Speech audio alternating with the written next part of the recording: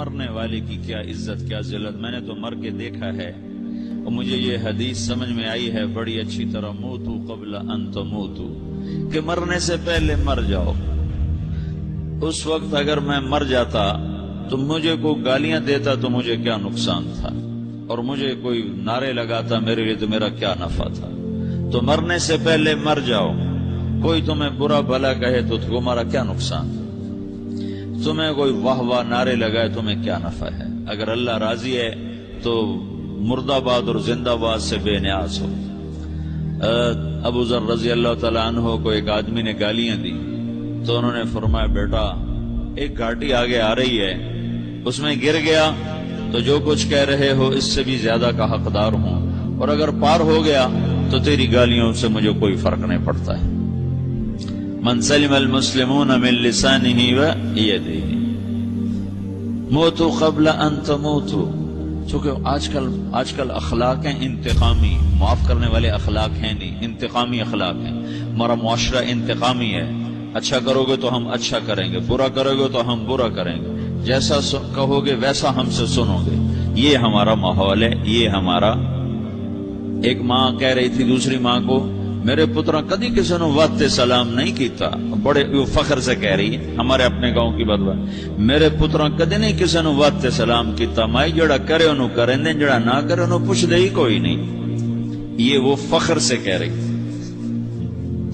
جو سب سے بڑا عیب ہے وہ سب سے بڑا فخر بنا ہوا۔ میرے پترا کدی نہیں کسی نے وقت سلام کیتا۔ جب ماں باپ نے یہ سبق دیا تو اولاد کا کیا قصور ہے؟ تو ہمارا معاشرہ انتقامی ہے، ایک کی 10 سنانے کا ماحول ہے، تو آپ 100 کی ایک بھی نہ سناؤ۔ احنف بن قیس رضی اللہ تعالیٰ عنہ پہ ایک آدمی نے چڑھائی کر کہنے لگا ایک سناؤ گے نا تو 10 سنو گے میری طرف سے۔ تو احنف بن قیس کہنے لگے بھائی تو مجھے 100 بھی سنائے گا نا تو میری طرف سے ایک بھی تو نہیں سنے گی۔ ایک آدمی ان کی بڑی بےزتی کر رہا تھا اور وہ چل رہے تھے اور وہ 100 گالیاں بک رہا ہے۔ جب آ گیا نا قریب شہر تو کہنے لگے دیکھا میرا قبیلہ یہاں رہتا ہے، اگر کسی نے سن لیا نا تو تیری بڑی دھلائی کر دے گا، تو نے جو مجھے گالیاں دینی میں کھڑا ہوں یہیں تو دے لے، تو اپنا سارا زور پورا کر لے تاکہ آگے تجھے کوئی تکلیف نہ پہنچا دے میری وجہ سے۔ تو وہ پاؤں پہ گر کے معافی مانگنے لگا کہ واقعی تو بڑے حلم والا ہے۔ وہ مشہور تھے اپنے حلم میں، بردباری، اور لوگ ان کا امتحان لینے آیا کرتے تھے کہ بھئی کوئی ہے جو احنف کو غصہ دلا تو لوگ ناکام ہو جاتے تھے، ان کو غصہ نہیں آتا۔ ایسے ایک عرب سردار گزرا معن بن زائدہ، وہ بھی اپنے حلم میں بڑے مشہور تھے۔ ایک دفعہ لوگوں میں شرط لگ گئی کہ کوئی ہے معن بن زائدہ کو غصہ دلائے تو ہم اس کو انعام دیں گے۔ تو ایک شاعر نے کہا میں غصہ دلاتا ہوں، تم دیکھنا ایسے سیخ پا ہو جائے گا جیسے جانور۔ تو وہ چلا گیا اس کی مجلس، دربار لگا، عرب سردار کا بہت بڑا دربار لگا ہوا، تو کہتا السلام علیکم، وعلیکم السلام۔ تو معن بن زائدہ پر ایک دور بڑے فخر کا گزرا تھا، پھر اللہ نے اس کو بہت بڑی سرداری دی، بنو عباس کا بہت بڑا یہ وزیر گورنر تھا۔ تو کہتا اتذکر اذ لحافک جلد شاۃ واذ نعلاک من جلد البعیر، کیوں بھائی تجھے یاد ہے جب تیرا بستر بکری کی کھال تھا اور تیرے جوتے اونٹ کی کھال کے تھے؟ تو کہنے لگا کیوں نہیں یاد، بھلا کوئی ماضی بھی بھولتا ہے؟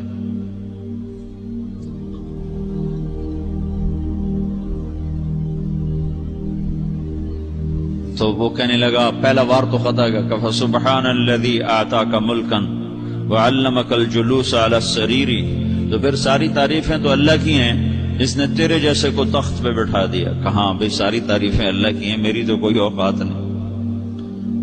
تو کہنے لگا سأرحل عن دیار انت فیہا وان جار الزمان علی الفقیر، جہاں تیرے جیسا حکمران ہو وہاں مجھے رہنا گوارا ہی نہیں ہے، میں یہاں سے چھوڑ کے نکل جاؤں گا چاہے کتنی تکلیف اٹھاؤں۔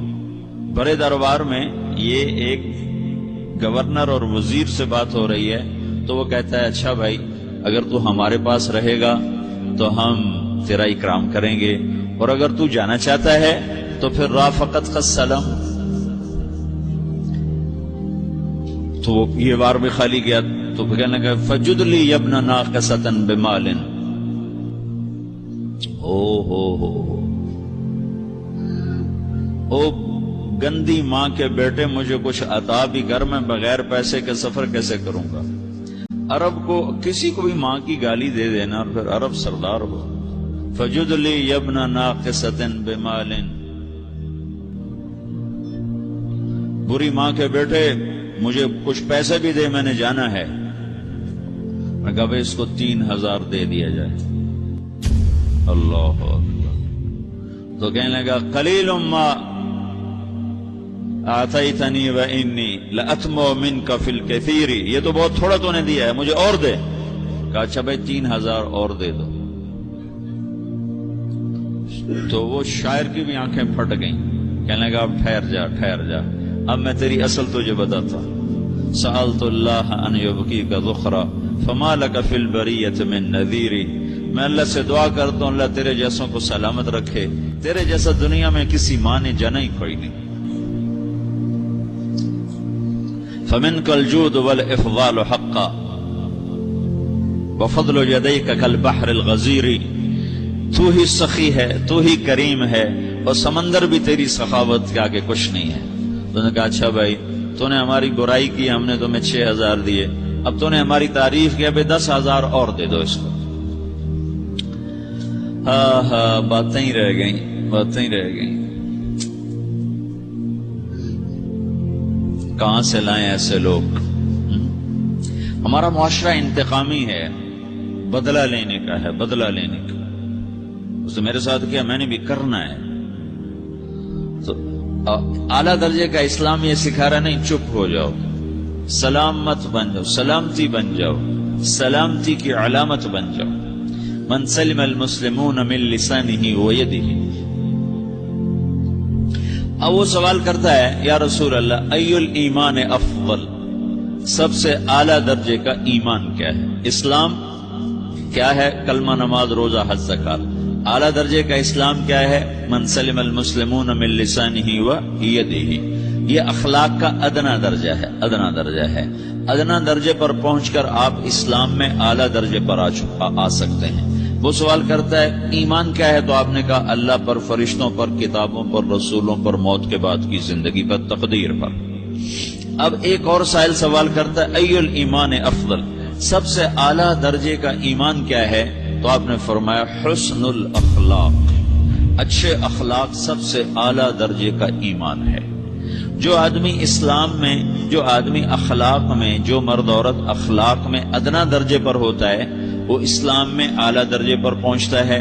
اب اگر وہ اخلاق میں اعلیٰ درجے پر آ جائے تو اب یہ کہاں پہنچے گا؟ اب یہ کہاں پہنچے گا؟ میرا نبی کہہ رہا ہے سب سے اعلیٰ درجے کا ایمان ہے حسن اخلاق، حسن اخلاق. ابو ہریرہ نے پوچھا یا رسول اللہ وما حسن الاخلاق، یہ بھی ایک اور حدیث ہے. یا رسول اللہ حسن اخلاق کیا چیز ہے؟ تو آپ نے 3 چیزیں فرمائیں، تصل من قطعک وتعطی من حرمک وتعفو عمن ظلمک. جو تم سے توڑے نہ تم اس سے جوڑو. نہیں کرتا سلام نہ کریں، کوئی ہم چھوٹے باپ کے ہیں، ہم تو کبھی بھی نہ کریں، ہم تو کبھی بھی نہ منہ تھوکیں بھی نہیں ہم تو میرا نبی کہہ رہا ہے جو توڑے تم اس سے جوڑو. جو محروم کرے اسے عطا کرو، جو زیادتی کرے اس سے درگزر کرو. یہ 3 کام جو عورت مرد کر لے گا یہ اخلاق کے اعلیٰ درجے میں ہے. جب یہ اخلاق کے اعلیٰ درجے پر پہنچتا ہے تو پھر میرا نبی کیا بشارت دیتا ہے؟ ادنا درجے پر پہنچ کر تو اعلیٰ مسلمان کی بشارت ہے، اور اخلاق میں اعلیٰ درجے پر پہنچ کر میرا نبی کہتا ہے کاد الحلیم ان یکون نبیا، اعلیٰ اخلاق والا بس نبی بنتے بنتے رہ جاتا ہے. اعلیٰ اخلاق والا ایسے ہے جیسے کہ نبی، قریب ہے کہ وہ نبی بن جائے. یہ تو ہے نا ترجمہ، لیکن ہم ہمارے اردو میں کہتے ہیں وہ نبی بنتے بنتے بنتے رہ گیا. کیا مطلب؟ کہ اس میں اور نبی میں صرف نبوت کا فرق رہ جاتا، باقی وہ سب کچھ حاصل کر لیتا ہے. تو یہ سارے دین کا میں نے آپ کو خلاصہ بتایا ہے کہ میری آپ کی ضرورت ہے کہ میرا اسلام اعلیٰ درجے کا ہو. من سلم المسلمون من لسانہ ویدہ، میرا ایمان اعلیٰ درجے کا ہو.